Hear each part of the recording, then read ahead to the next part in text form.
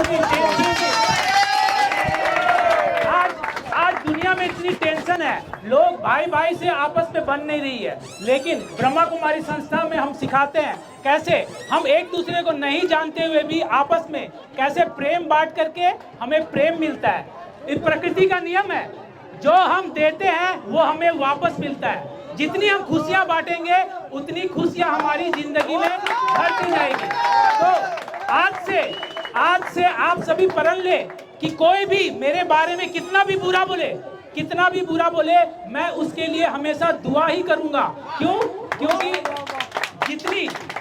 जितनी दुआ मेरे अंदर से निकलेगी उतनी मेरी पॉजिटिव एनर्जी बढ़ती जाएगी, उतना फायदा मुझे होगा, उन दुआओं का असर मुझे होगा।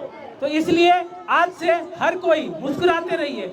जिंदगी में जितना भी कठिन परिस्थिति क्यों ना हो, परिस्थिति आती रहेगी जाती रहेगी, ऐसा कोई भी इंसान नहीं है जिसको परिस्थिति नहीं आती है। तो हमें क्या करना है, चाहे कितनी भी कठिन परिस्थिति आए, परमात्मा का साथ अपने रखना है याद, और मुस्कुराते हुए उसको पार करना है। तो वो कठिन परिस्थिति भी पार कर जाएंगे और परमात्मा के साथ में हम मजबूत भी होते जाएंगे। तो हम ब्रह्मा कुमारी संस्था द्वारा लोगों को जागरूक कर रहे हैं कि ये डिप्रेशन में आना, नशे में अपनी जिंदगी बर्बाद करना, उन सबको छोड़ो। नशे में तो रहो, लेकिन कैसा नशा में? परमात्मा प्यार के नशा में रहो, अपनी जिंदगी सवर जाएगी। ठीक है? हर हर महादेव। जब बोल बम की जय, भोलेनाथ की ओम शांति। देखिए आप कितना सुहाना मौसम है, और जो क्षण है इसी समय जीने का है। या तो हम भविष्य में जीते हैं या फिर भूतकाल में जीते हैं, लेकिन वर्तमान में जीना ही सब कुछ होता है।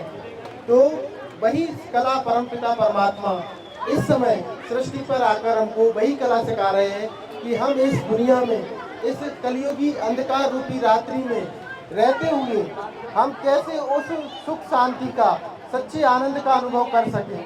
वही कला हमारे लिए, जो कला हम भूल चुके हैं, वही कला हमारे लिए वही परमपिता परमात्मा आकर सुनाते हैं। और हाँ, तो एक छोटी सी कहानी याद आती है कि जिस प्रकार एक छोटी सी कहानी याद आती है कि एक बार एक शेर था। तो शेर के बच्चे थे 2-3। तो जो शेर के बच्चे थे, तो गीदड़ों का हमला हुआ। तो शेरनी क्या है, 2 बच्चों को लेकर तो चली गई, लेकिन एक बच्चा जंगल में रह गया। अब वो बच्चा जंगल में रह गया, तो अब वो गीदड़ों के बच्चों के साथ बड़ा होता गया, वो मरा नहीं। तो फिर कुछ दिन बाद जब शेरनी को पता चला कि ये उसका बच्चा है, तो जब शेरनी को पता चला कि ये उसका बच्चा है, तो वो उसको लेकर कुएं के पास गई और बार बार बोली कि तुम शेर के बच्चे हो और गीदड़ों जैसी हरकतें कर रहे है ना। क्योंकि गीदड़ों के साथ रहते रहते क्या हो गया, वो गीदड़ों जैसी आवाज़, दहाड़ना भूल गया। शेर का बच्चा दहाड़ना भूल गया बलराम, और गीदड़ों की आवाज़ निकालने लगा। तो बार बार उसके कहने पर फिर वो कुएं के पास ले गई। कुएं के पास लेकर उसने शकल दिखाई कि देख, तेरी शकल और मेरी शकल एक सी है। तब उसे विश्वास हुआ। उसी प्रकार वह परमपिता परमात्मा हमारा आत्मा का पिता है, और हमें सच्ची सुख शांति, हमारी रूहानी मौजों में रहने की कला हमें जो सिखाई थी, वो हम इस दुनिया में मनुष्यों के साथ रहते रहते क्या है, भूल चुके हैं।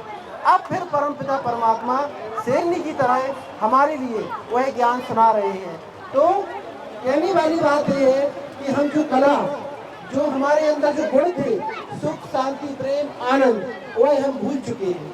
और जब हम उन गुणों को इस संस्था में, प्रजापिता ब्रह्मा कुमारी ईश्वरीय विश्वविद्यालय जो आपकी एक शाखा बनी में है, तो आप समय निकाल कर आइएगा और हम उस कला को सीखें जिस कला को हम भूल चुके हैं। सच्ची सुख शांति आत्मा, क्योंकि शरीर की जरूरतें शरीर के साथ पूरी होती हैं, लेकिन जो आत्मा की जरूरत है वो हमें केवल परमपिता परमात्मा से ही मिलेगी।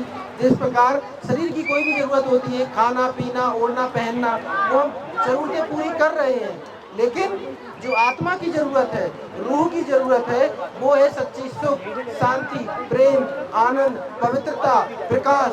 तो ये चीजें जो है वो हमें परमपिता परमात्मा से मिलती हैं।